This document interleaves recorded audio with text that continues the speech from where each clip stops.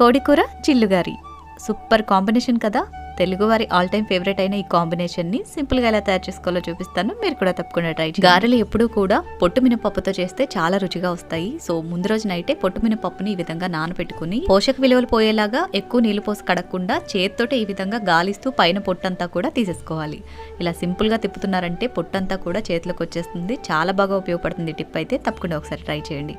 And అంతా కూడా ఈ విధంగా క్లీన్ చేసుకున్న తర్వాత ఇందులోకి నీళ్ళు యాడ్ చేయకుండా గట్టిగా ఈ విధంగా గ్రైండ్ చేయండి. మరీ సాఫ్ట్గా కాకుండా కాస్త బరగ్గా గ్రైండ్ చేసుకోండి. అండ్ నెక్స్ట్ ఇందులోకి రుచికి సరిపడా ఉప్పు, 1 కప్పు ఉల్లిపాయ ముక్కలు, పచ్చిమిరపకాయ ముక్కలు యాడ్ చేసుకోవాలి. మీరు కావాలనుకుంటే జీలకర్ర, కొత్తిమీర, కరివేపాకు కూడా వేసుకోవచ్చు. మా ఇంట్లో వాళ్ళకైతే అవేవి నచ్చవు, సో నేను ఇలాగే చేస్తూ ఉంటాను. అండ్ అంతా కూడా ఈ విధంగా నురగొచ్చేంత వరకు కూడా కలిపేసుకోవాలి. తర్వాత అరిటాకు మీద 1/2 ఇంచు మందంలో గారె షేప్లో చేసేసుకుని వేడివేడి నూనెలో వేసి లైట్ గోల్డెన్ బ్రౌన్ కలర్ వచ్చేంత వరకు ఫ్రై చేసుకోవాలి. అండ్ ఈ గారెలకి బెస్ట్ కాంబినేషన్ అయిన చికెన్ కర్రీ రెసిపీని నెక్స్ట్ వీడియోలో పోస్ట్ చేస్తాను.